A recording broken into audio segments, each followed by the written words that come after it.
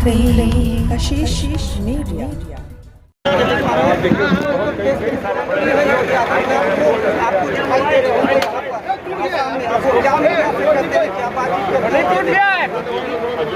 भैया कैमरा पर्दी विधा करो यार, बंद है।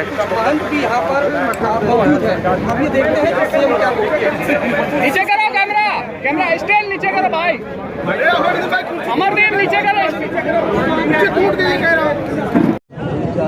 प्रयागराज कुंभ को पूरी भव्यता के साथ आयोजित करने के लिए उन्होंने अपना पूरा योगदान दिया था। प्रयागराज कुंभ के पूर्व संगम पूजन और मां गंगा की पूजा के कार्यक्रम को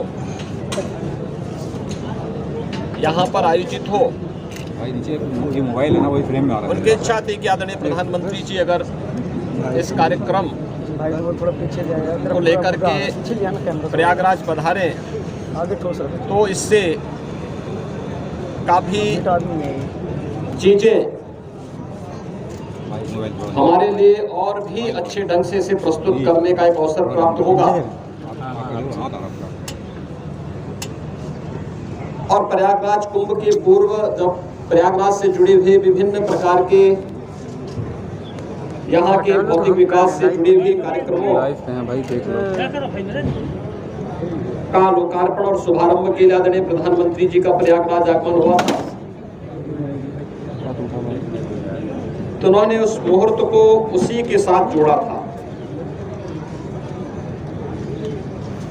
पूरा अनुशासन, पूरी मर्यादा, पूरी पवित्रता को बनाए रखते हुए उन्होंने हर एक उस आयोजन में कैसे बेहतर समन्वय और संवाद के माध्यम से हम जैसे अपने घर का कोई कार्य होता है उसी तर्ज पर प्रयागराज कुंभ की भव्यता, उसकी सुरक्षा,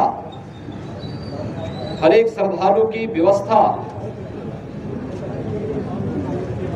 13 अखाड़ों के बीच में परस्पर संवाद और समन्वय, हर एक पंथ संप्रदाय से जुड़े हुए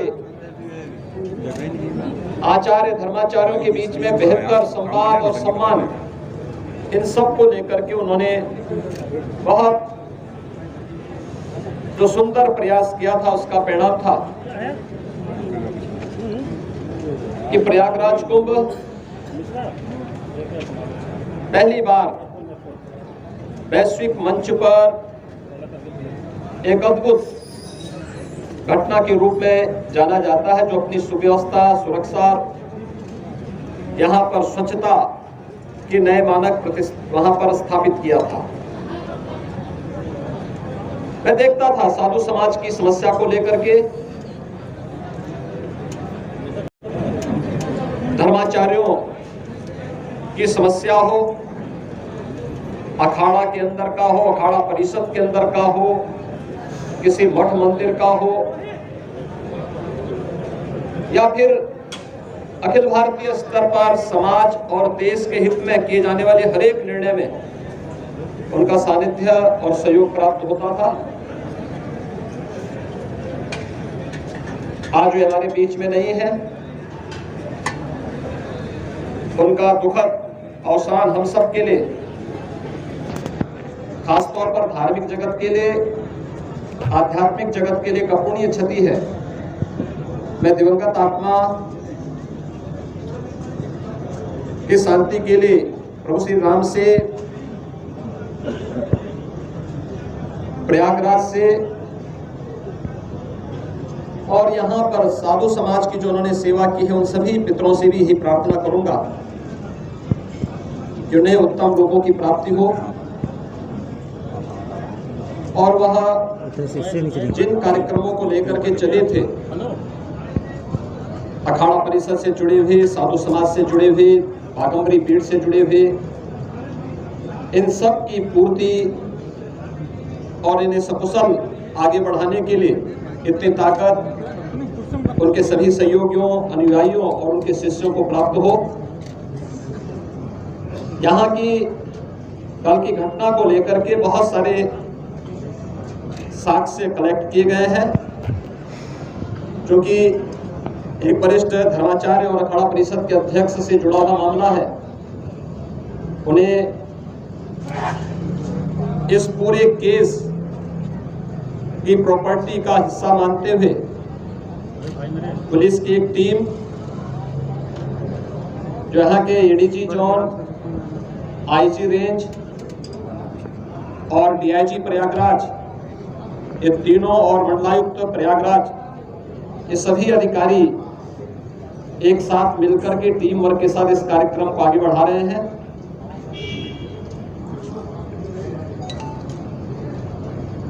एक एक घटना का पर्दाफाश होगा और दोषी अवश्य सजा पाएगा। मेरी विनम्र अपील होगी सभी लोगों से कि संवेदनशील प्रकरण में अनावश्यक बयानबाजी से बचें। मेरी विनम्र अपील होगी सभी लोगों से कि संवेदनशील प्रकरण में अनावश्यक बयानबाजी से बचें। जांच एजेंसियों को निष्पक्ष ढंग से कार्यक्रम को आगे बढ़ाने दें और जो भी इसके लिए जिम्मेदार होगा उसको कानून के दायरे में ला करके कड़ी से कड़ी सजा भी दिलाई जाएगी। धार्मिक परंपरा के अनुसार पंचक होने के कारण उनके शिष्यों और अनुयायियों और अखाड़ा से जुड़े हुए पदाधिकारियों की राय है कि कल आज जनता के दर्शन के लिए उनका पार्थिव शरीर यहां पर बाघम्बरी पीठ में ही रहेगा। कल 5 सदस्यीय एक टीम उनके पार्थिव शरीर का पोस्टमार्टम की कार्रवाई वो संपन्न करेगा और उसके उपरांत जो भी धार्मिक रीति है शास्त्रोक्त पद्धति से उनकी भावनाओं के अनुरूप समाधि का कार्यक्रम यहां पर संपन्न होगा। सभी एजेंसियां अलर्ट हैं और इस पूरी मामले में हर व्यक्ति आहत है, व्यथित है। मैं एक बार फिर से दिवंगत आत्मा की शांति की कामना करता हूं। प्रदेश सरकार की ओर से, अपने धार्मिक समाज की ओर से उन्हें विनम्र श्रद्धांजलि अर्पित करता हूं। प्रभु श्री राम से यही प्रार्थना करता हूं कि वह ब्रह्मलीन महंत नरेंद्र गिरि जी महाराज को अपने श्री चरणों में स्थान दें। धन्यवाद। साधु संत मुख्यमंत्री ने सीबीआई जांच की मांग की जा रही है, क्या अभी आवश्यकता है उसकी?